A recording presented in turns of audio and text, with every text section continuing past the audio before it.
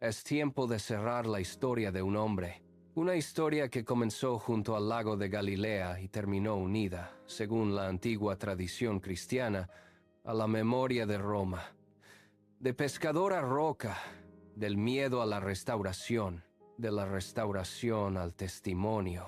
El nombre de Pedro atraviesa 2000 años de historia cristiana. No fue un hombre perfecto. Caminó sobre el agua, pero también se hundió. Prometió fidelidad, pero negó a Jesús 3 veces. Escuchó cantar al gallo y lloró amargamente.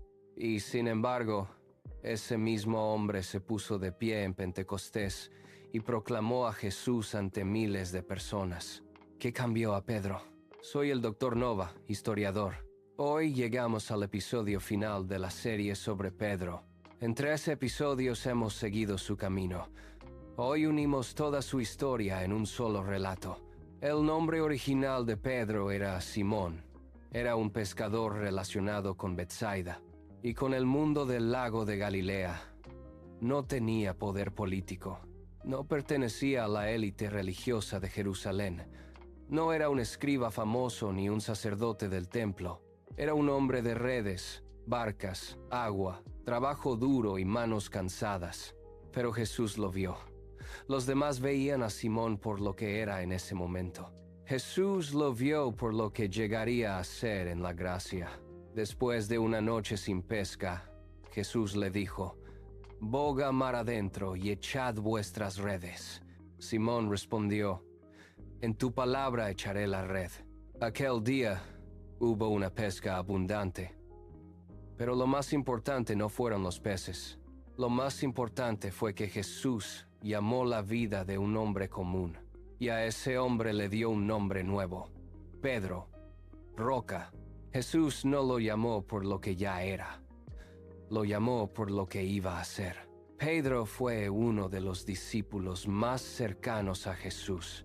Fue testigo de momentos únicos, vio milagros, escuchó enseñanzas, estuvo cerca de la gloria y también cerca del miedo. Una noche, en medio del lago de Galilea, los discípulos estaban dentro de una barca sacudida por el viento.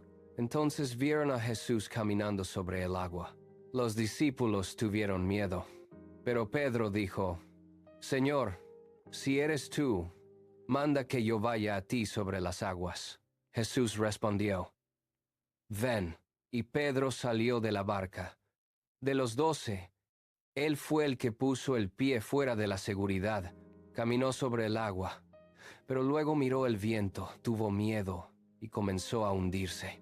Entonces gritó: «Señor, sálvame». Y Jesús extendió la mano y lo sostuvo. Pedro no tenía una fe perfecta, pero tuvo fe suficiente para salir de la barca. Su error nació de haberse atrevido. El que nunca sale de la barca nunca se hunde, pero tampoco camina hacia Jesús sobre el agua. Pedro se hundió, sí, pero también fue sostenido por la mano del Señor. Pero llegó la noche más oscura, la noche en que Jesús fue arrestado. Pedro lo siguió de lejos. Entró hasta el patio del sumo sacerdote. Eso ya mostraba cierto valor. Pero allí, frente al miedo, se quebró. Una criada lo miró y dijo: «Este también estaba con Jesús». Pedro respondió: «No lo conozco». 1 vez, 2 veces, 3 veces. «No conozco a ese hombre». Entonces cantó el gallo. Jesús se volvió y miró a Pedro. Sus ojos se encontraron, y Pedro salió y lloró amargamente. ¿Era ese su final? No. Jesús ya lo sabía, y antes de que Pedro cayera, Jesús ya había orado por él. «Simón, Simón, yo he rogado por ti». Eso es la gracia. No es un amor que comienza después del fracaso. Es un amor que ya estaba allí antes de la caída. No es una oración que llega tarde. Es una oración que sostiene, incluso antes de que uno se derrumbe. Pedro cayó, pero Jesús no lo abandonó.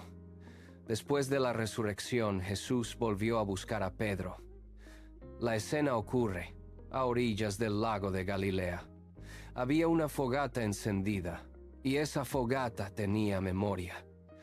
Pedro había negado a Jesús junto a un fuego. Ahora Jesús lo restauraba, junto a otro fuego. Jesús no evitó el lugar de la herida. Lo llevó allí para sanarlo, y le preguntó: «Simón, hijo de Juan, ¿me amas?» Pedro respondió: «Sí, Señor, tú sabes que te amo». Jesús volvió a preguntar: una segunda vez, una tercera vez. 3 preguntas, 3 respuestas, 3 restauraciones. Pedro negó 3 veces. Jesús le permitió confesar amor 3 veces. Y luego le dio una misión: apacienta mis ovejas. Jesús no solo le dio perdón, le devolvió una misión.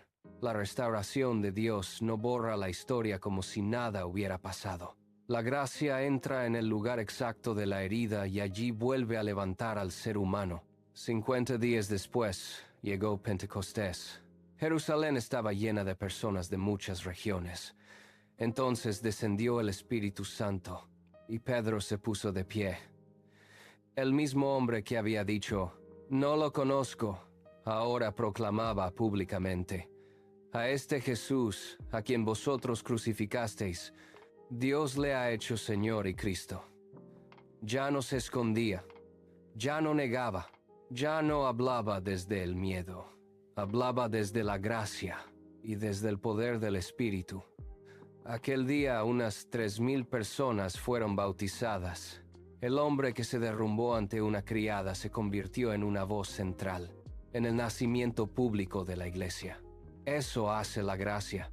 No solo perdona, restaura, levanta y convierte la herida en testimonio. Y llegamos al último tramo de la vida de Pedro. El Nuevo Testamento no narra directamente la muerte de Pedro en Roma, pero la antigua tradición cristiana vinculó profundamente su último camino con la ciudad de Roma. La memoria de Pedro aparece conectada con la iglesia de Roma, con la persecución de Nerón y con el testimonio final de los mártires. Según la tradición transmitida por autores cristianos antiguos, Pedro murió como mártir en Roma, y según la tradición que recoge Orígenes, pidió ser crucificado con la cabeza hacia abajo. ¿Por qué? Porque no se consideraba digno de morir de la misma manera que su Señor. Piense en esto. El hombre que una vez dijo: «No lo conozco», terminó diciendo: «Según la tradición, no merezco morir como mi Señor». El hombre que cayó por miedo fue levantado por gracia, y el hombre que fue levantado por gracia terminó recordado como un testigo fiel hasta el final. No es solo la historia de una muerte, es la historia de una vida transformada por la gracia. Como historiador, mi evaluación final de Pedro es esta: Pedro no fue perfecto, fue impulsivo, fue directo, fue apasionado, fue débil, tuvo miedo, negó, lloró, pero también respondió al llamado. Salió de la barca, volvió después del fracaso, aceptó la restauración, se levantó en Pentecostés y fue recordado por la iglesia antigua como un testigo que permaneció fiel hasta el final. Pedro no nos enseña que Dios usa solamente a los fuertes. Pedro nos enseña que Dios usa a los restaurados. No usa solo a los que nunca cayeron. Usa también a los que, después de caer, permitieron que Jesús los levantara. La vida de Pedro no es simplemente una historia de éxito humano, es una prueba de gracia. Simón, el pescador de Galilea. Pedro, la roca. El hombre que caminó sobre el agua y se hundió. El hombre que negó 3 veces y fue restaurado 3 veces. El hombre que cayó por miedo pero fue levantado por gracia. Su historia nos pregunta hoy: ¿dónde está usted? ¿En el lugar del llamado? ¿En el lugar del fracaso? ¿En el lugar de la restauración? ¿O en el lugar donde Dios lo está levantando otra vez para una nueva misión? Donde quiera que esté, Dios está allí.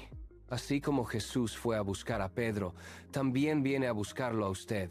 La próxima semana comenzamos con el segundo personaje de esta serie, Jacobo, Santiago, el primer mártir entre los 12 y una figura profundamente conectada con la memoria del Camino de Santiago.